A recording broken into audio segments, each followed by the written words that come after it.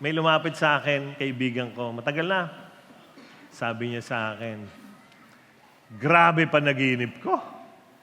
Sabi ko, ano na panaginipan mo? Sabi niya ganito, sa panaginip ko, ako ay nagmimisa, nagsisimba. Tapos, dumating yung love offering basket. Tapos, kinuha ko yung palagi kong binibigay sa love offering sa misa.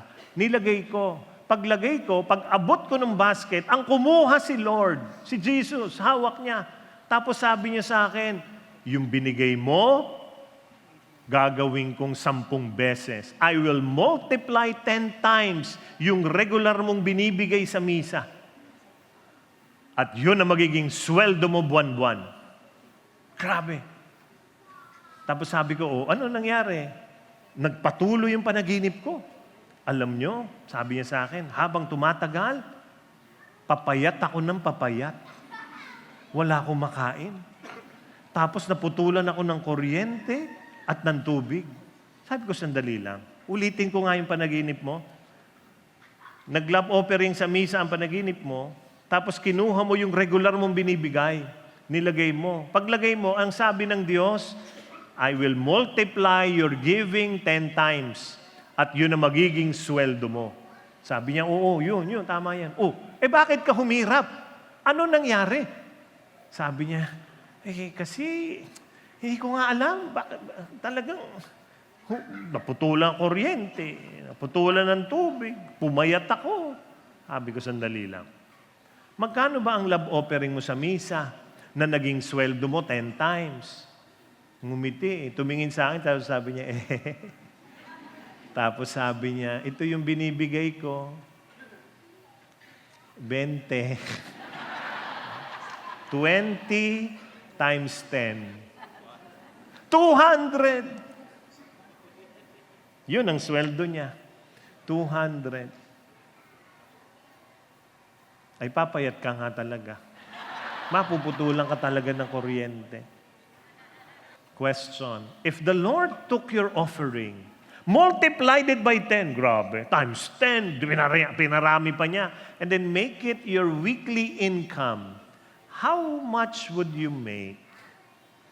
Sigurado ako marami dito ang papayat.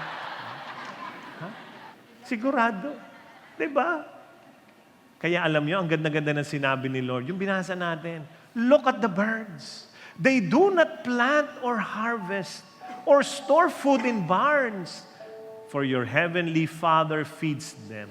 Look at the lilies of the field, how they grow. Tingnan niyo.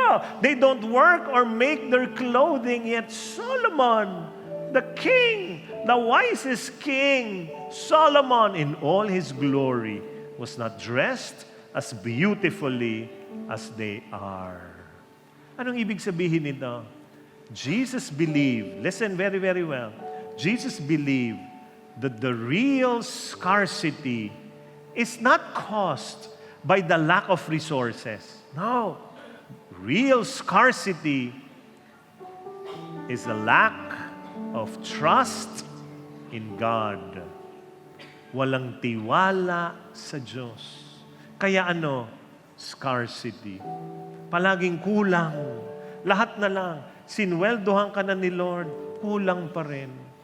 Binigyan ka ng pera, scarcity mindset Ano sasabihin mo pagdating ng pera? Dadaan lang sa kamay ko ito. Pambayad ng kuryente, pambayad ng cellphone, pambayad ng wifi, pambayad ng renta, pambayad ng tubig, pambayad sa Bombay. No? Dumadaan lang sa scarcity. It is not a lack of resources. Meron It is just a lack of trust in God. Do you know that there are two enemies of fear and greed? May kalaban, may panlaban ng fear at greed. Ano sila? Ito ang panlaban nila. Ano yan? Trust can conquer fear. Generosity can conquer greed. If you want fear to disappear, trust in the Lord. If you want greed to disappear in your life, become generous. And trust in God's generosity. He is very generous to you. Think about it. So that you will not live in poverty in your mind, but you will live in abundance in your heart. Alam niyo ba na si Jesus, during His time, His world was like a squid game. Squid game yung mundo niya. Kanya-kanyang kuha. Yung mga Romans, teritoryo namin to. Magbayad kayo ng tax. Yung mga Pharisees, kami dapat dito sa templo. It's a squid game world. But Jesus, even if He was in the squid game world, Jesus lived in abundance. And this allowed Him to be generous with His life, sacrificing Himself on the cross. Kasi yung mindset ni Lord, mayaman ang tatay ko. At dahil doon, He gave Himself up to us. And today, God is asking you, will you trust His generosity? You know, if you trust His generosity, it's not just finances. You trust His generosity in all aspects of your life. Kung ano man yung may kulang, saan man yung kulang, you trust in Him because He is a generous God. Put your hands upon your heart again. Close your eyes. Bow down your head. God is here. He cares for you. He is generous. What do you need from Him? Do you need joy? Then ask it from a generous God. Do you need peace of mind and heart today? Ask it from Him. He is the only one He can give you peace of mind and heart. What do you lack? Ask right now. Because He is a God who is more than able. Lord, You are more than able. Marami kaming kailangan sa iyo. Sinasabi na namin ngayon, provide for us, O God. Lahat ng kakulangan sa aming buhay, punuin ninyo, Panginoon. Kayo lamang naman ang tunay na magpupuno ng lahat ng ito. You are the only one who can complete me, who can fill me up. And so, Lord, I am here. Fill me today